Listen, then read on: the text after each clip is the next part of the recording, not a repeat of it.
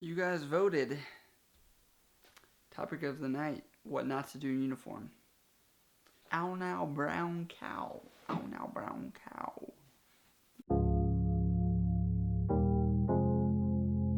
What is up, guys? You're tuning into Nikki MGTV for another military video for all your military video needs. As always, if you guys have questions or you just want to see what it's like to be in the military through my eyes, you can hit me up on Instagram or Snapchat, listed down below, or you can always put in the comments. It takes me a little longer to respond there, but I'll get back to you fastest way, Instagram and Snapchat. So I want to remind you guys again is that the live feed is happening on Friday at 7 p.m. California time with a special guest, which I will be announcing on Snapchat and Instagram tomorrow. For all you guys that are interested, check me out there. You'll find out. Tune in again, 7 p.m. California time. Good time. We call you guys, answer questions, talk about military related stuff, or whatever else. So this is becoming a regular thing. So you guys want to know what not to do in uniform, and there's a lot of things that you should not be doing in uniform.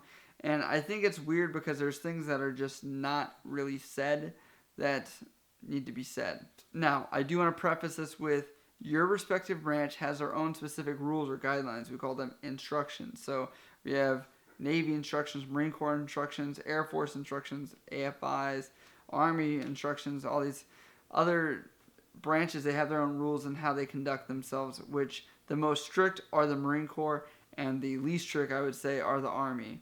I said this in another video previously, which was a while back, was like, if you don't have to wear the uniform, don't wear the uniform. That's my personal opinion, unless it's a work function or you absolutely have to. There's a lot of people that go out of their way to wear the uniform to show it off, and I kind of think that's unprofessional. So, and it's actually like, it's weird because there's two spectrums of this, and I'm putting this as the first thing you shouldn't do in uniform, and that's go out and shop if you don't have to necessarily go out and shop. The Army is weird.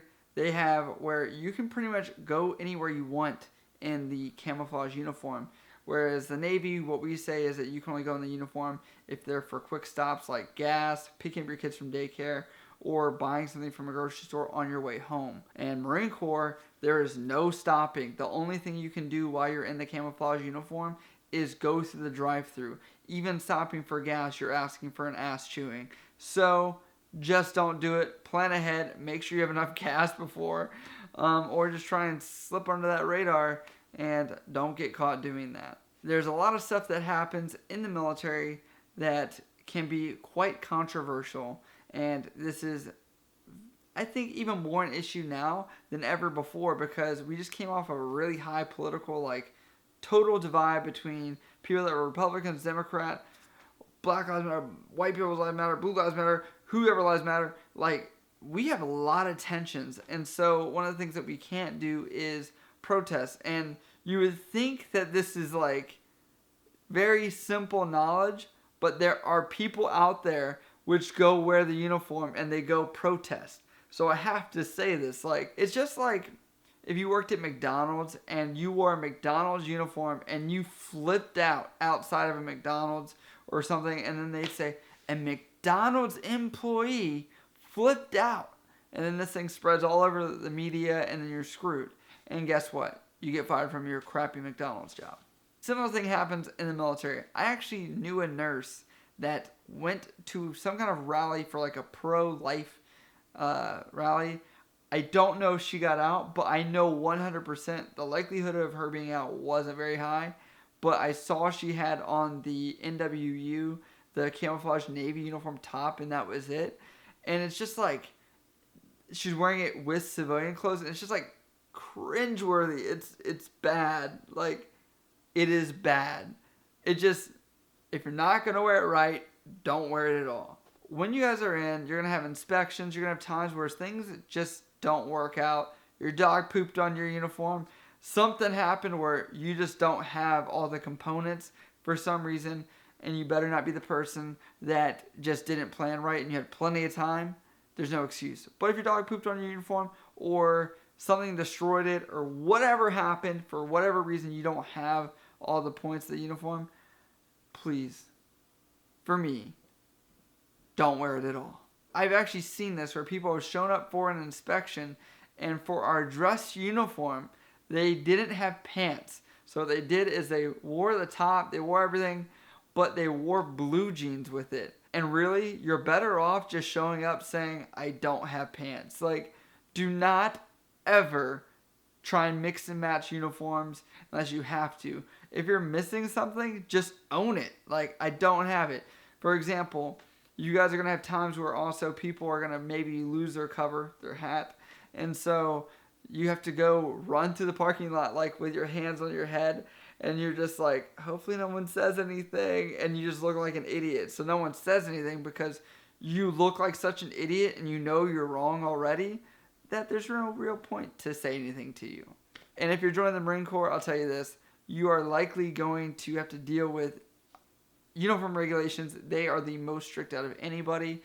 Us being corpsmen, we get some privilege of having Navy regulation haircuts, but we wear their camouflage uniform, so that's cool. But we still abide by the rules for not wearing it out in town. One of my other things that you should not do in uniform is there are some unwritten rules. And I'm going to talk about some of them in regards to uniforms. There's one that I've already discussed in the 5 unwritten rules of the military, but this is another one. If you have a white t-shirt, you can't go out in just that white t-shirt. It's part of the uniform as underwear, so you can't wear it out just as if it's regular clothing. Don't do that. The only thing that you're able to wear with civilian clothing is if it's all black. There's no identity marker such as your name or any ranks like that. So if you have a totally black jacket, you can wear it as long as you take off whatever's on the shoulders or anything like that. But there is one thing that cringeworthy as well, and I'm not sure for every other branch, but for the Navy, with your ribbons, you're allowed to wear just your top 3 ribbons. I'll tell you this, if you don't have some kind of like combat related top 3 ribbons, you don't only wear top 3. You wear all of your ribbons. It's like socially known and accepted that you will always have your ribbons. Like, I know people that have 20 ribbons, 30 ribbons, and guess what? They go out and buy them. Because it's just one of those things like, it shows being lazy if you don't have any kind of combat experience.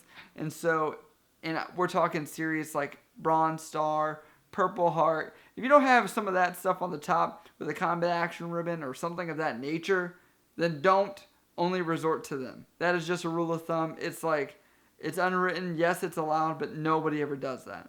Now, the last thing I want to say of what not to do in uniform, and this has to go with haircuts, because everyone has some kind of new haircut and is trying to go for it, but there's people that are out there that will try and cut their own hair. This is something you don't do in uniform, for your uniform.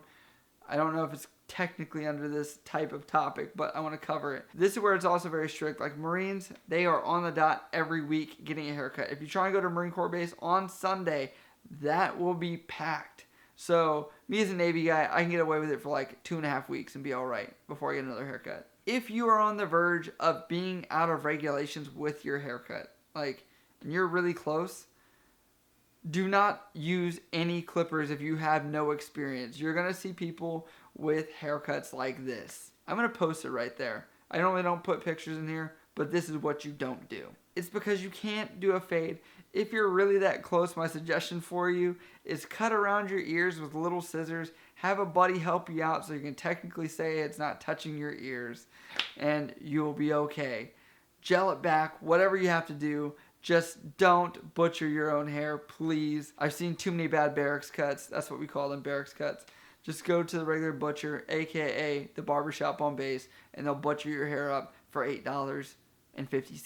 Alright guys, so like I said before, if you guys have any questions about the military, you can hit me up on Instagram or Snapchat or down in the comments below. I'll answer you there. And another reminder is that we will have a live chat on Friday, 7 p.m. California time with a special guest.